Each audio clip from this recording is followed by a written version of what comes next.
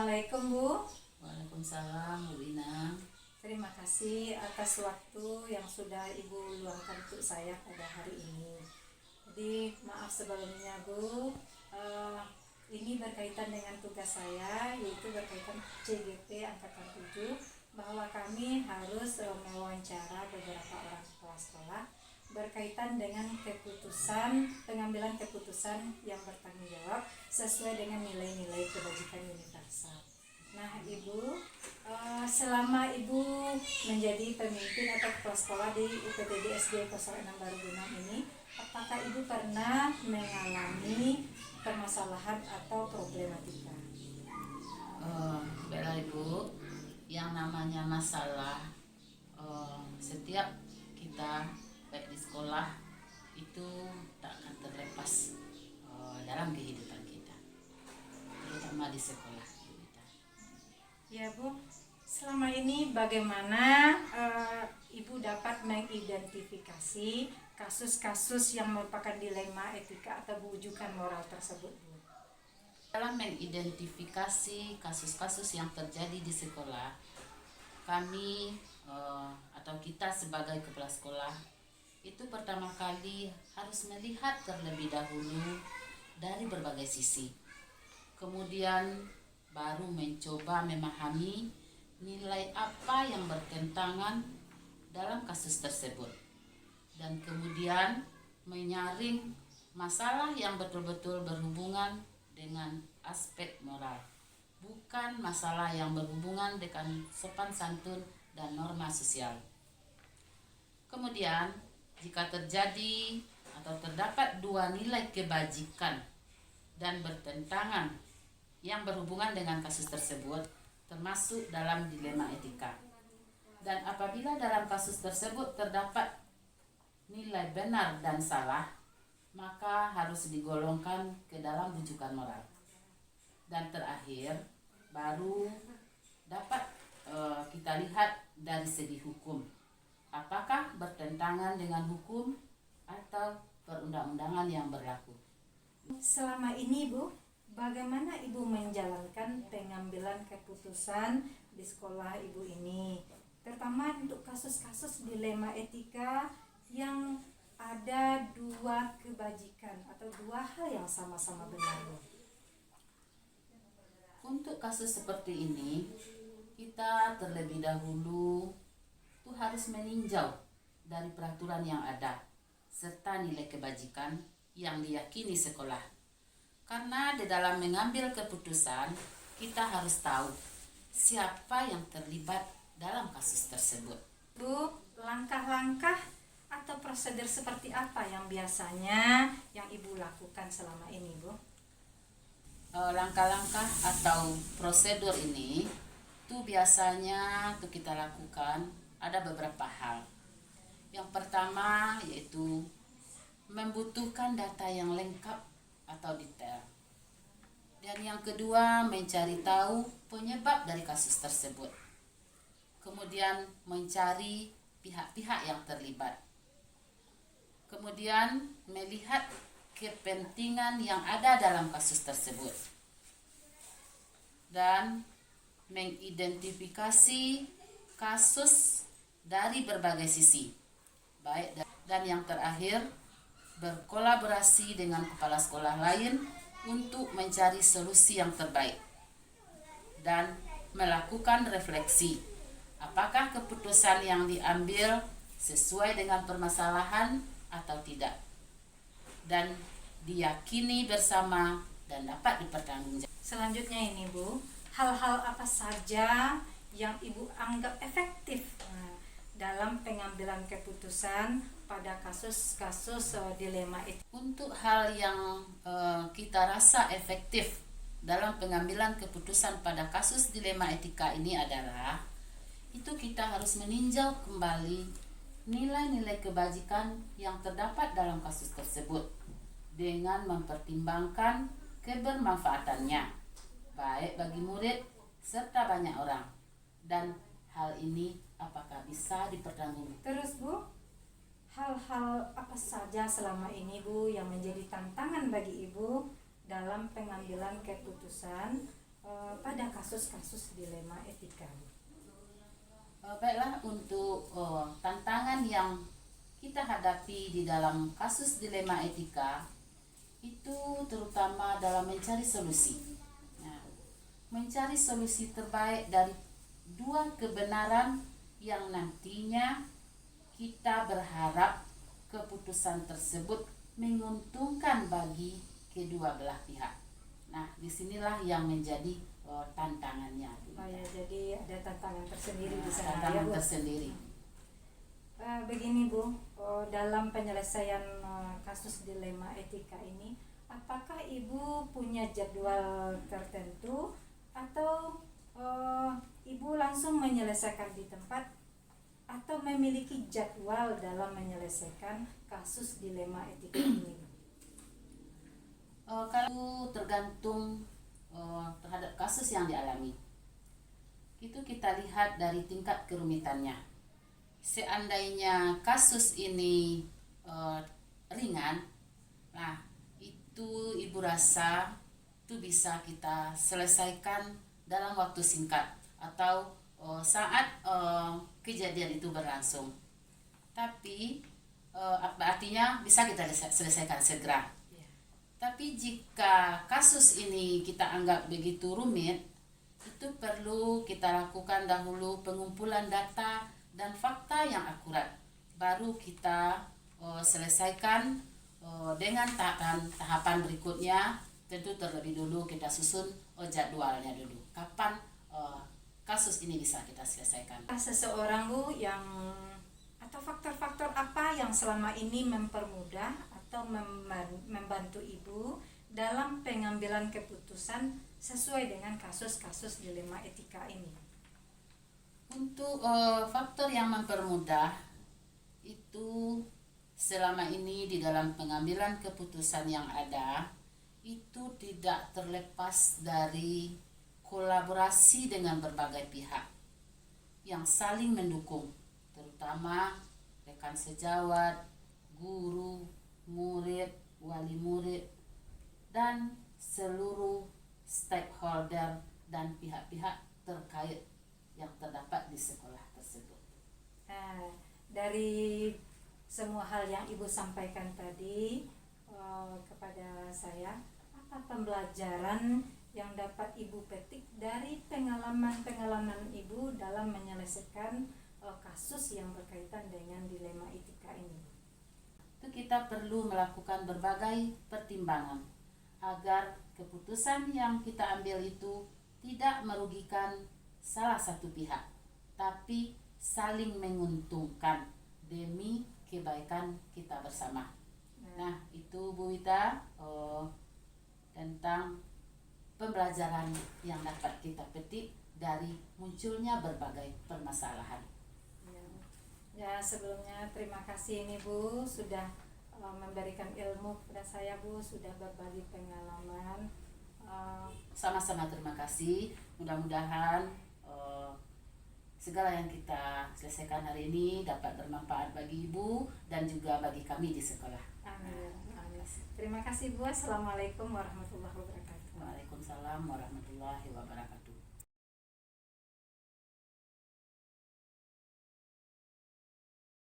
Assalamualaikum Pak. Waalaikumsalam warahmatullahi wabarakatuh. Bagaimana kabar Bapak siang ini? Alhamdulillah sehat. Nah, sebelumnya terima kasih nih Pak sudah meluangkan waktu untuk saya. Sudah Bapak siapkan untuk hari ini. Bolehkah Pak saya mengajukan beberapa pertanyaan kepada Bapak? Ya boleh silakan. Nah, selama ini Pak, selama Bapak menjadi kepala UPTD SD 01 Barugemang, adakah beberapa masalah atau berkaitan dengan dilema yang Bapak hadapi di sekolah ini Pak? Nah, sudah pasti ada masalah. Masalah itu mungkin permasalahan siswa, permasalahan kekurangan, dan juga permasalahan tentang masyarakat, wali murid dan lain sebagainya. Oh begitu Pak. Jadi selama ini Pak, bagaimana Bapak mengidentifikasi kasus-kasus yang merupakan dilema etika atau rujukan moral? Jika saya merasa tidak ada melanggar hukum, berarti permasalahan itu saya anggap dilema etika. Dan sebaliknya, jika ada pelanggaran hukum, maka kasus tersebut adalah rujukan moral. Nah,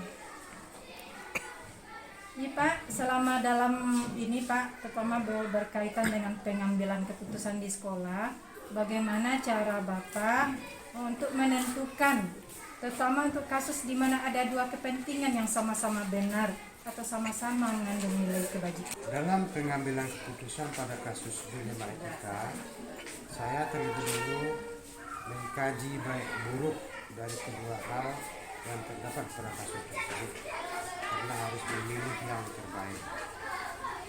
Oh, demikian ya Pak. Terus Pak, langkah-langkah atau prosedur seperti apa yang biasa Bapak lakukan di selama ini Pak? Langkah memahami dan mengidentifikasi permasalahan tersebut. Yang kedua, mendiskusikan dengan teman yang dianggap dapat memberikan solusi. Yang ketiga, mengambil keputusan secara bijaksana dengan teman. Apa saja yang selama ini Bapak anggap efektif dalam pengambilan keputusan pada kasus-kasus dilema etika ini Pak?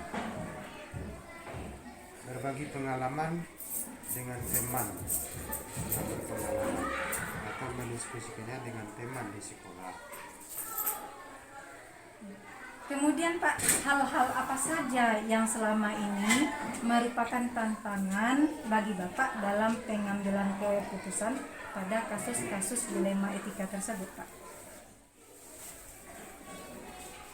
Hal yang sering menjadi tantangan bagi saya adalah jika ada permasalahan tersebut melibatkan dua orang. Dalam artian, saya khawatir seakan-akan nantinya keputusan saya menunjukkan keberpihakan pada salah seorang. Apakah Bapak memiliki jadwal tertentu dalam menyelesaikan kasus dilema etika? Apakah Bapak langsung menyelesaikan di tempat atau memiliki jadwal tertentu untuk menyelesaikannya? Kemudian Pak, apa bentuk prosedur yang Bapak lakukan atau Bapak jalankan? Memang butuh waktu untuk dapat mengambil keputusan ketika mengalami dilema etika. Prosedur yang biasa dilakukan adalah yang pertama, melakukan perenungan. Yang kedua, mengidentifikasi beberapa hal yang terjadi, seperti fakta-fakta apa yang sebenarnya terjadi, mengapa hal itu bisa terjadi, bagaimana seharusnya, dan lain sebagainya. Kemudian mencoba membuat beberapa pilihan.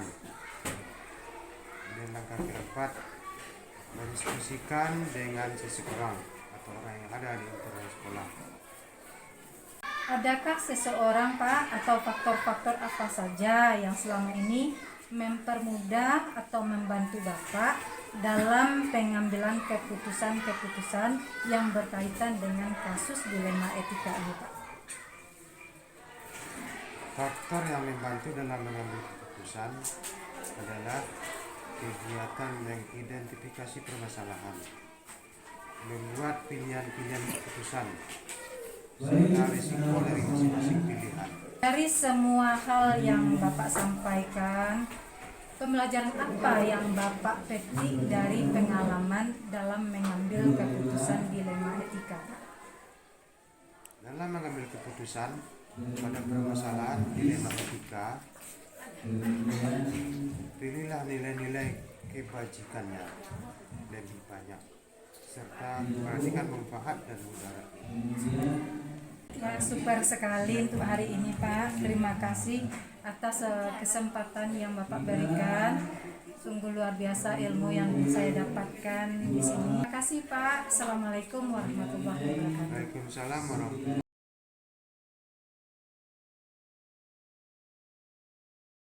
Assalamualaikum Pak.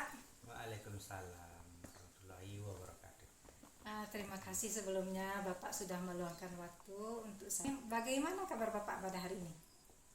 Alhamdulillah pada hari ini kita pada hari ini saya bermaksud untuk melakukan wawancara berkaitan dengan tugas CGP Angkatan 7 Kabupaten 50 Kota. Jadi bolehkah saya melakukan memberikan pertanyaan kepada Bapak? Oh, sebelumnya Bapak berterima kasih karena Bapak ada diberi kesempatan untuk berperan aktif pula dalam hal ini. Jadi dengan senang hati, Bapak akan coba. Iya Pak. Nah, ini Pak, selama Bapak menjadi kepala sekolah UPTD SD 04 Baru Bungang, adakah problematika atau masalah yang pernah Bapak hadapi di sini? Tentu saja setiap kerjaan itu pasti ada kita menempuh halangan dan rintangan, permasalahan itu tidak mungkin dipungkiri. Iya Pak. Di selama ini Pak, bagaimana Bapak dalam mengidentifikasi kasus-kasus yang merupakan dilema etika atau bujukan moral Pak? Selama ini yang Bapak coba untuk mengidentifikasi dilema etika dan bujukan moral itu adalah yang pertama, Bapak berusaha terlebih dahulu menentukan kebenaran dari suatu dilema tersebut. Kemudian setelah itu Bapak mengusahakan menentukan siapa atau orangnya atau personilnya yang terlibat dalam kasus dilema tersebut. Itu langkah-langkah yang Bapak lakukan. Kemudian untuk selanjutnya Bapak coba pula yaitunya menentukan apa bukti-bukti atau fakta-fakta yang membuktikan teridentifikasinya kejadian dari berbagai sumber. Demikian ya Pak. Jadi Pak, selama ini bagaimana Bapak menjalankan pengambilan keputusan yang ada di sekolah Bapak ini, terutama pada kasus-kasus yang berkaitan dengan ada dua kepentingan yang sama-sama, ada dua kebenaran yang ada dalam satu kasus tersebut Pak? Ya, terima kasih.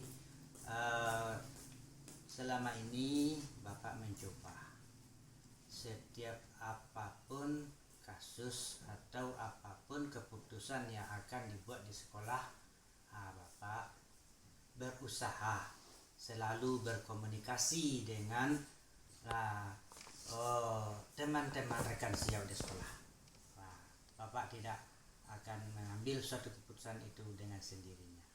Jadi dalam mengambil keputusan ini, Bapak mencoba untuk menilai yaitunya kasus tersebut dari segi kebenarannya, yaitunya dan setelah itu menentukan apa langkah-langkah selanjutnya dalam pemecahan masalah itu.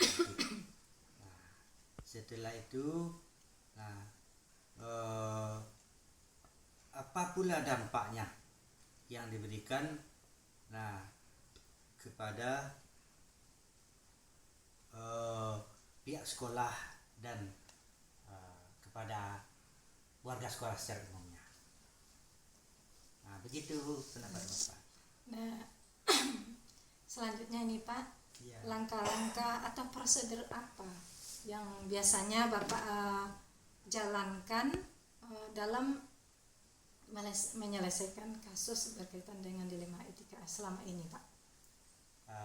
Baik, yang kami usahakan di sekolah kita ini untuk menyelesaikan dilema etika itu itunya sebagaimana yang sudah Pak sampaikan tadi, sebagian itu pertama tentu saja kita berkomunikasi dengan teman-teman sejawat terlebih dahulu dalam menentukan yang pertama yang ditentukan terlebih dahulu yaitunya apa kebenaran dari masing-masing dilema etika itu. Setelah itu kemudian ditentukanlah yaitunya dampak yang paling besar. Kalau kita pilih yang ini, apa dampak baiknya? Kalau pilih ini, apa dampak baik? Kita mengidentifikasi, kemudian Bapak jadikan itu sebagai suatu referensi. Referensi itu Bapak jadikan nanti sebagai dasar dari Bapak untuk mengambil keputusan yang terbaik, di mana keputusan terbaik itu salah satu pihak tidak ada yang merasa dirugikan. Begitu kira-kira. Pak ya. Nah, selanjutnya nih Pak, Iya. hal-hal apa saja yang Bapak anggap ini Pak paling efektif dalam pengambilan keputusan pada kasus-kasus dilema etika ini Pak? Efektif menurut Bapak dalam mengambil keputusan ini adalah pertama menentukan kebenaran dari keputusan. Kebenaran yang terjadi, menentukan nilai kebenaran yang terjadi, kemudian menentukan sumber dari kebenaran itu tadi, dan nilai kebenaran itu sebagaimana yang sudah Pak sampaikan tadi sebelumnya. Bapak tadi sudah menyebut Bapak memakai sistem poin. Ini kebenaran kalau pihak ini begini kebenarannya, maka sistem poinnya demikian. Yang pihak satu lagi poinnya demikian. Jadi dari sistem poin itu mana dapatlah kita gambaran inilah yang paling tepat kita ambil keputusan. Begitu kira-kira. Oh iya Pak. Selanjutnya ini Pak, hal-hal apa saja selama ini yang merupakan tantangan bagi Bapak dalam pengambilan keputusan sesuai pada kasus-kasus dilema etika ini Pak? Itunya tanggung jawab moral itu yang sangat susah bagi kami, ya betul. Apabila kalaulah salah kita dalam pengambil keputusan, maka risikonya bukan untuk hari ini, tapi untuk kedepannya berbahaya bagi peserta didik, bahaya bagi seluruh pihak yang mengalami kasus dari dilema. Nah, berkaitan dengan pengambilan keputusan tadi Pak, terhadap masalah dilema etika ini, apakah Bapak punya jadwal tersendiri dalam penyelesaian kasus dilema etika ini, atau langsung diselesaikan waktu itu juga, atau ada jadwal waktu-waktu tertentu dalam penyelesaiannya? Kemudian bagaimana program-program penyelesaian? Dilema etika ini barangkali tidak mungkin kita jadwal. Kenapa Bapak katakan demikian?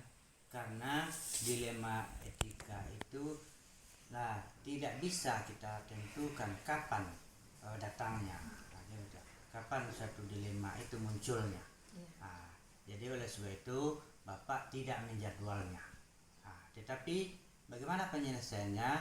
Jadi Bapak itunya apabila suatu kasus itu terjadi suatu permasalahan itu, maka serta merta di waktu itu Bapak berusaha itunya untuk menyelesaikan mulai dari perencanaan dan sebagainya yang sudah Pak sampaikan. Ini orang yang membantu Bapak, atau faktor-faktor yang selama ini mempermudah membantu Bapak dalam pengambilan keputusan terhadap suatu permasalahan sesuai dengan dilema etika ini Pak? Ya baiklah, yang Bapak alami selama ini insya Allah barangkali mungkin karena kerjasama itu perlu kita pupuk nampaknya antar personil di sekolah kita, ya. Jadi sehingga apapun yang terjadi di sekolah itu bukan tanggung jawab sekolah saja, tetapi merupakan tanggung jawab bersama dari warga sekolah itu sendiri. Jadi Berarti selalu ada kolaborasi ya Pak ya? Kolaborasi itu yang harus yang sangat kita perlukan. Nah, dari penyampaian Bapak tadi dalam hal pengambilan keputusan, kira-kira apa yang Bapak petik dari progres-progres untuk penyelesaian masalah etika ini Pak? Dalam masalah etika ini, problema etika ini, nah progres dalam penyelesaian masalah, nah di sini yang dapat Bapak petik kesimpulannya, yaitu yang pertama, dalam penyelesaian suatu masalah itu nampaknya kita pertama sekali kita tentukan kebenaran masalah itu, kita tentukan betul dulu. Betulkah masalah itu atau tidak, atau apakah hoax dan lain sebagainya. Kemudian setelah kita tahu kebenaran masalah itu, maka seperti yang sudah Pak Tang sampaikan tadi, kita beritahu kepada teman-teman lain, kita kemudian berkolaborasi dengan teman-teman sejawat lainnya dan guru lainnya, kita susunlah rencana. Saya susun rencana dalam penyelesaian masalah ini. Setelah diidentifikasi saya catatkan, harus kita memakai yaitunya jiwa kemanusiaan kita. Jadi tidak dalam mengambil keputusan ini kita tidak memihak pada salah satu pihak manapun. Jadi sehingga ibarat kata orang Minang itu, ibarat bahasa pepatah Minangnya seperti menghela rambut dari dalam tepung, melobot dari dalam topong, itu istilahnya. Jadi rambut tadi tidak putus, tepung tidak tumpah. Jadi pihak yang satu tidak dirugikan, pihak yang satu tidak merasa dimenangkan. Begitulah pikiran. Ya, luar biasa sekali Pak ilmu yang Bapak berikan dan berbagi pengalaman berkaitan dengan penyelesaian masalah dalam menghadapi masalah etika. Jadi pengambilan keputusannya secara bijaksana ya Pak. Begitu. Terima kasih Pak atas waktunya. Ini luar biasa sekali Pak. Assalamualaikum warahmatullahi wabarakatuh. Waalaikumsalam, sama-sama Bu, semoga berhasil ke depannya. Amin Pak.